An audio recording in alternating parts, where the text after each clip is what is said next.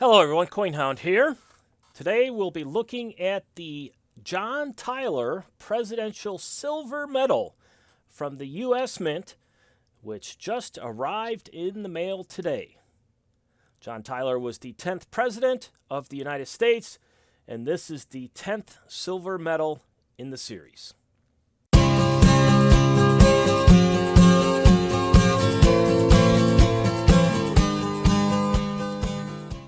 Here's the packaging. As I mentioned, I just received this today. Today is Tuesday, August 10th. I ordered this last week on Monday, August 2nd. So it did take a little while to get to me, about 8 days from order to shipping. So anyways, the presidential silver medals come in, take that lighting off, they come in green packaging, and you can see the labeling there. United States Mint Presidential Silver Medals Program.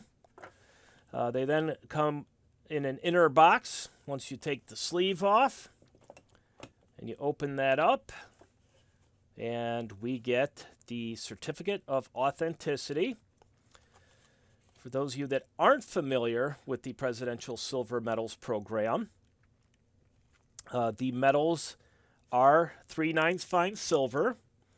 They are 1.598 inches in diameter and 1 troy ounce, 31.103 grams of silver with a plain edge.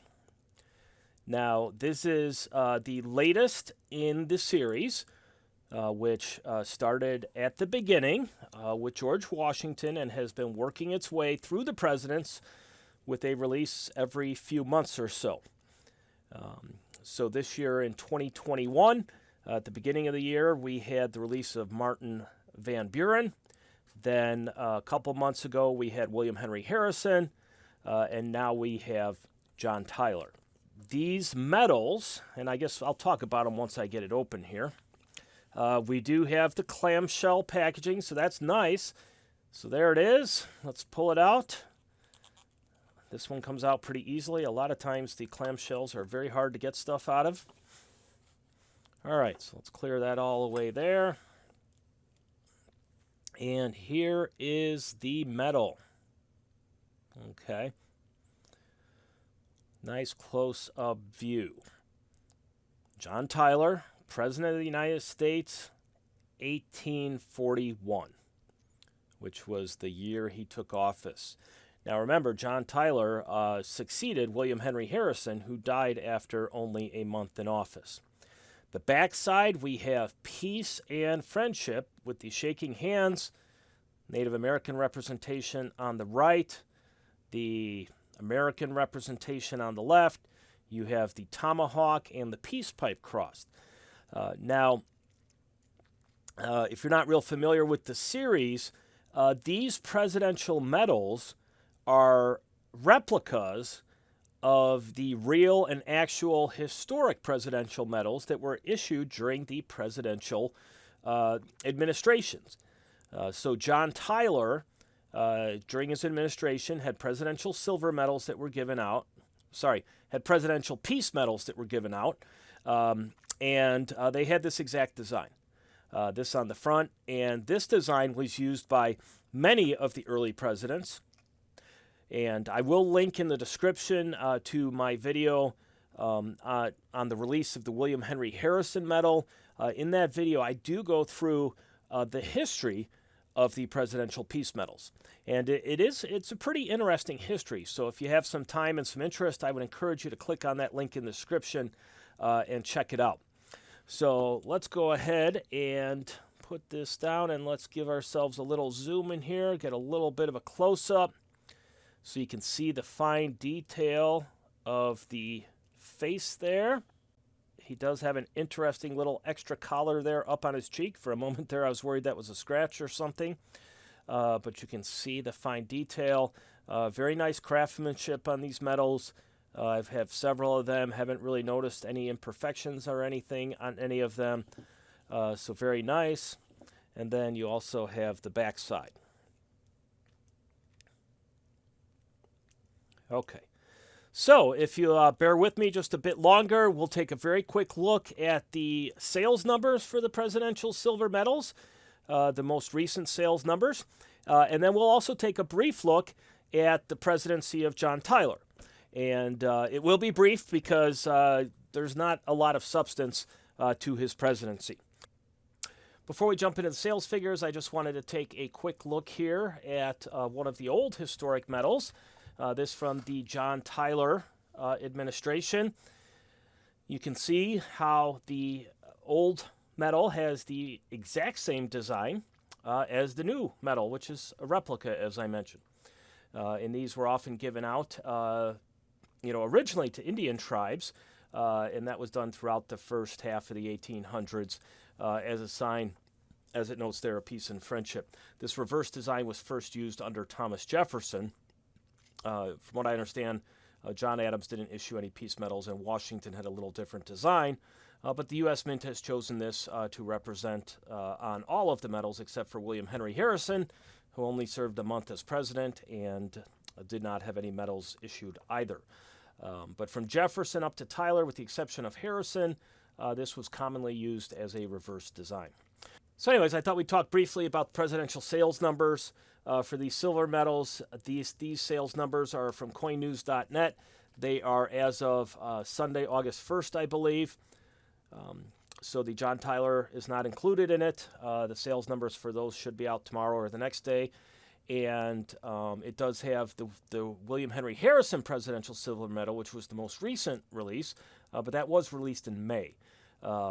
So you can see Harrison has 11,383, and that has the lowest number of the presidential medals, but that also makes sense because it's been on the market the least. It's worth noting that these are unlimited mintage, and they're all still on sale. So even though George Washington came out in 2018, you can still get on the U.S. Mint website and buy yourself a brand new George Washington Presidential Silver Medal. Now, whether that means that they're just going to produce them on a demand basis indefinitely, or whether they had some number that they made and they haven't sold them yet, I don't know. But as of right now, they are all on sale. And you can take a look at the numbers there. Interestingly, is this week's sales here. Leading all the medals, George Washington, not particularly surprising, at 244 medals sold in that week. Then you have William Henry Harrison, which is the newest medal, so probably not surprising that that's pretty high up the list. Then Jefferson, then Adams, and then down from there. Okay, so they're all still selling. You can see here, they are selling them. They are racking up the numbers. Not huge numbers, but they do steadily sell. Okay.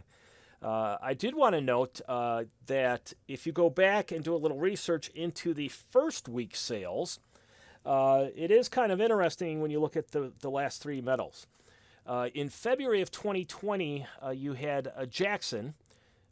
His medal sold approximately 9,000 in the first week. That time, those medals were $46 a piece for that 1 ounce of silver. Between that medal and the release of Van Buren, about a year later, they jacked up the price from $46 to $65, a pretty significant price increase. But as you can see here, Van Buren, $9,700 at the higher price.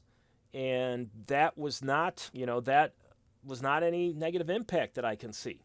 The sales did not go down. Now, maybe with the new increased demand for silver, maybe sales would have been higher if Van Buren had still been $46, but sales certainly didn't go down. And then in May here of this year, Harrison came out, and then you had 10,700. So the medals do seem to be growing in popularity somewhat, despite the increase in price. So let's take a look at John Tyler. He lived from 1790 to 1862. He was the first vice president to assume the presidency upon death of his predecessor. In fact, he had a little bit of a nickname in the power circles there and amongst the public. He was known as his Accidency, having come to the president basically by accident through the death of his predecessor, William Henry Harrison. Also, another little interesting tidbit is that while the succession for the president was clearly laid out in the Constitution, should the president die or no longer be able to serve, it was not laid out for the vice presidency. So when he stepped up into the presidency, there was no clear constitutional direction on how a new vice president would be determined. So there was no vice president. John Tyler served his term without a vice president. Politically, he was an advocate of states' rights, supported sort of decentralized government. He was from Virginia. He had served in the U.S. House of Representatives. He had been a governor of Virginia, had ascended to the vice president, and then, of course, became president with the death of Harrison. He was a member of the Whig Party. After his presidency, towards the end of his life, when the Civil War was brewing, he came out in support of Virginia's secession. Not surprising, given his states' rights advocacy. He didn't live to see the end of the Civil War, but he did support that secession. And in one of the more interesting presidential trivia items, Tyler, born in 1790, to this day has a grandson that is still living. His grandson, Harrison. Tyler, his first wife had died, and he remarried at an older age. He had a son. When he was 63 years old, he fathered a son. And then that son, similarly, had a second marriage in which he married late in life to a younger woman. And he fathered a son at 75 years of age. So that son, John Tyler's grandson, as of the making of this video, is still living and 93 years old. So that's quite wild, if you ask me. That's pretty much it, folks. I hope you enjoyed the video. If so, if you got value in it, hit that like button. Thank you very much. I hope you have a great day, a great evening. This is CoinHound, signing out.